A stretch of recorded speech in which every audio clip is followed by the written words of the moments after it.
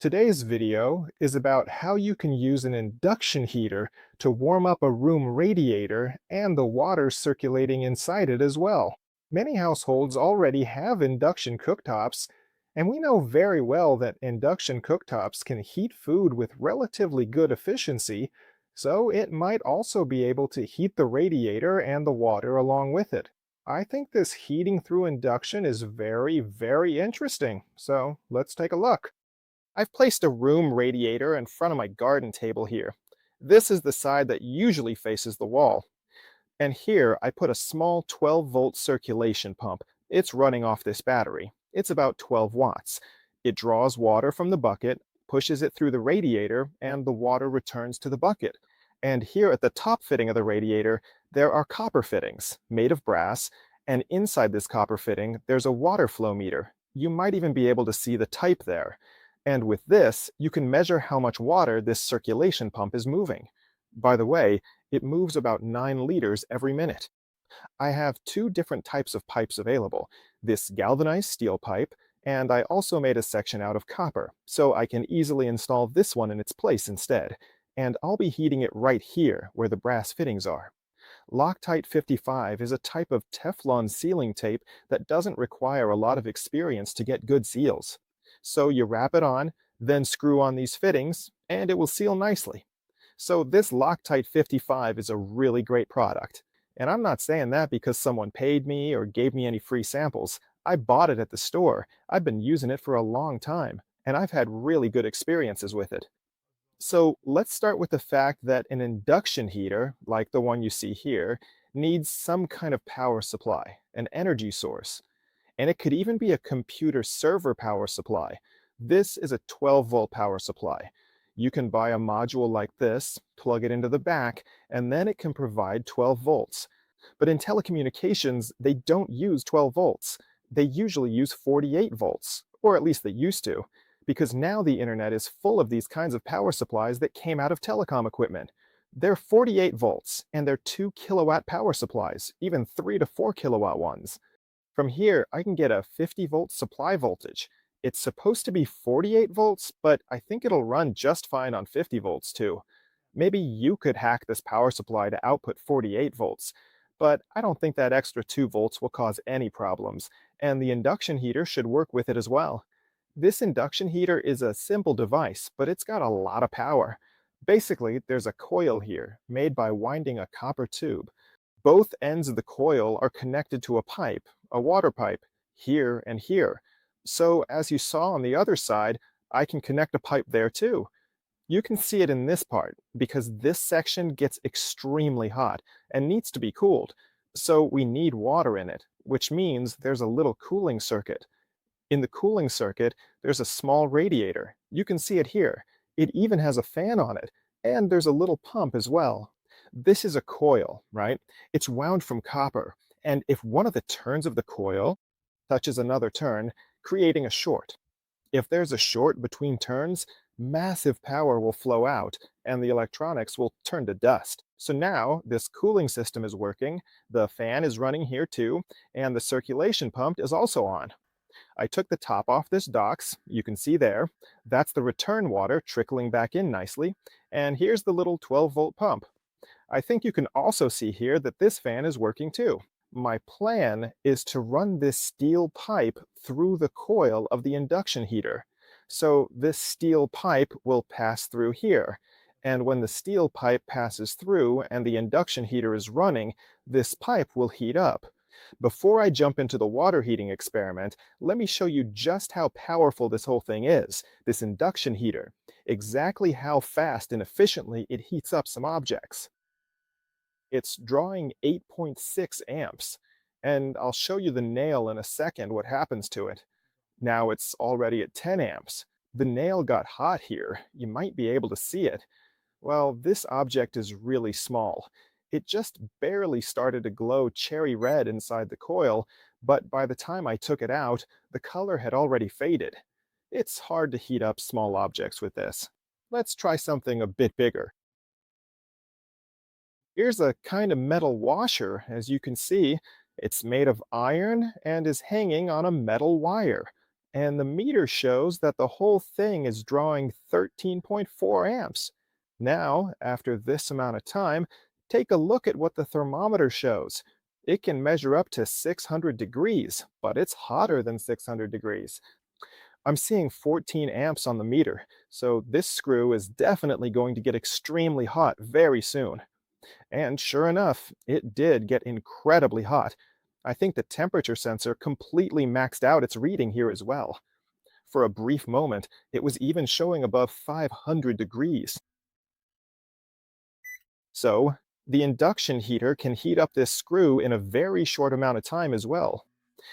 I don't want to heat that pipe to a temperature of several hundred degrees.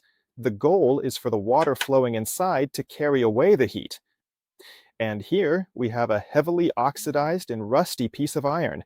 Look, it was only in there for a short time, and even in that short time, I reached 500 degrees. If I keep it in longer, I could even get it glowing red hot. But what can we expect when I put a steel pipe like this in there? Let's get the rack and roll started. It's on now, and as you can see, the current draw is 28 amps at the moment, and now it's 31. And you can see the outgoing water has started to gradually become warmer.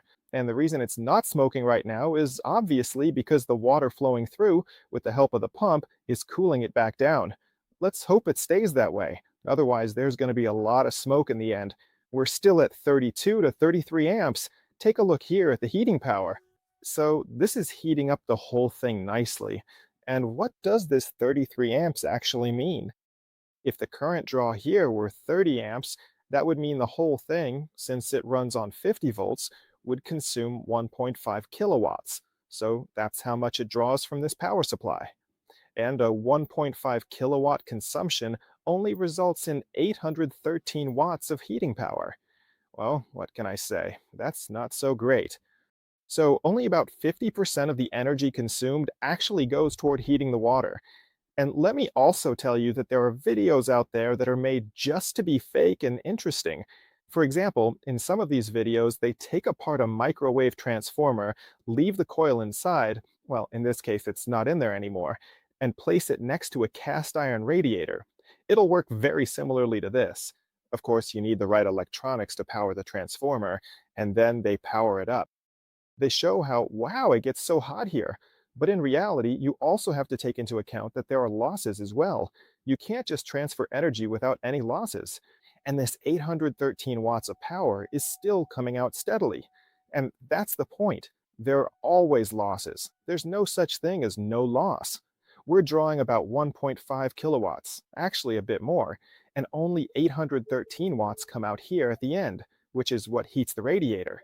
It's a nice, interesting experiment, but in reality, no one is actually going to do it this way. If someone wants to heat water like this, you can buy heating elements, electric heating rods with a heating coil inside, and those can heat water just fine without any extra gadgets. You don't need an induction heater, a power supply, or anything like that. I think we should take a look at what happens if we use a copper pipe instead of an iron pipe. As you saw, we can't expect too much performance, but it's still worth checking it out. The copper pipe section is in place. Here it is inside the induction coil. There are brass fittings here, and from this point on, it's a red copper pipe. And as you saw, the red copper pipe behaves just as poorly as the brass does, in the sense that if I put it inside the coil, the ammeter doesn't shoot up at all. You can see the inlet water temperature is 21.5 degrees Celsius. The outlet is also 21.5 degrees Celsius. You can see the ammeter there, it's showing 0 amps. I turn on the power supply, let's check the display here. The temperature of the outgoing water is the same, but now it's changed a bit. So now we have 30 watts of heating power, 31. Okay, I'll wait a bit, and then let's see if it's possible to heat like this somehow. Let's do a quick calculation in our heads. Here you can see 7.6 amps, and as I said, there's 50 volts there. So that's between 350 and 400 watts of total power consumption. And over there, it's still about 31 watts. Now we see 63 watts. It's just barely noticeable. The temperature of the outgoing water is just a bit warmer than the incoming water. So honestly, that's really not much at all. The whole thing draws almost 400 watts, and in the end, we have 63 watts of heating power. So, if anyone is thinking about trying something similar, I'm telling you, you can still tweak and fine tune the efficiency. I'm sure you could get even more out of it. But it's not worth heating a narrow pipe. It's better to use a thick pipe, like I showed you. So, there's a bit of air movement now. Maybe you can see it on the tree leaves, and I think some rain is coming. So, I should probably start packing all this up soon. And the heating power hasn't increased. As you can see, it's still 63 watts. The outgoing water is just barely warmer than the incoming, and the air coming out of the radiator is 23.2 degrees Celsius.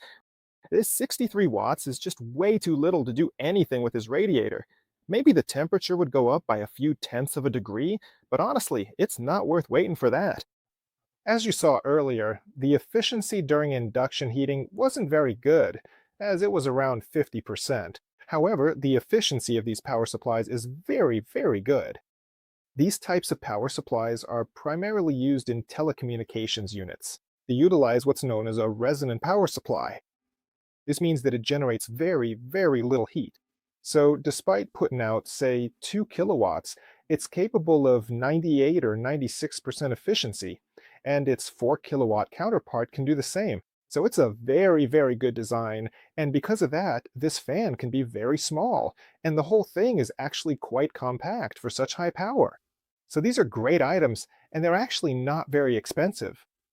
AliExpress, Banggood, and other similar sites are absolutely packed with these units, so it is definitely worth considering picking one up if you are currently looking for a 48-volt power supply. I personally think it is a really excellent and reliable choice. And you can also buy a much better induction heater than this one.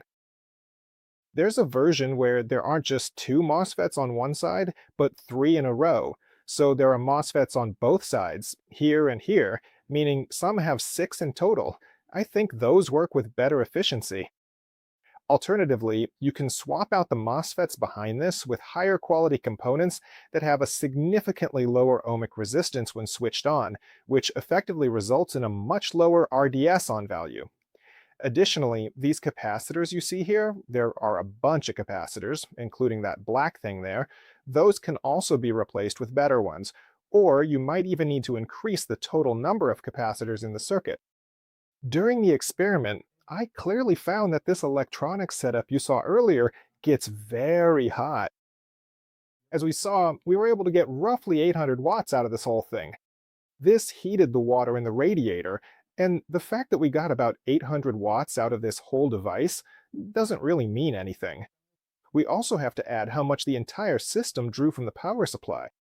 And we know very well that this whole thing drew over 1.5 kilowatts of power, so its efficiency isn't too great, but as I said, it can be improved. You can swap out the MOSFETs, you can add more of them, improve the capacitors and the coils. I think then you could reach, say, 80% efficiency, or even 90% as well. So the whole thing isn't that bad.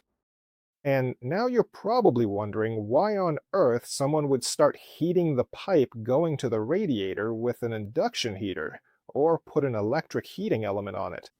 Well, the idea didn't just pop out of my head. I was looking around on the internet and saw that some people are wondering what to do with the solar energy that solar panels produce on the roof, and they can't or don't want to feed it back into the power grid. And actually, from late autumn to early spring, the excess energy generated by the solar system can be directed to a unit like this. I'd also like to note that if someone wants to use a unit like this to burn off excess energy from the solar system, then some regulation will be necessary. However, this control circuit won't be overly complicated. So this is the video I've prepared for you. I'm glad you came. I look forward to your comments, and if you haven't subscribed to my channel yet, please do.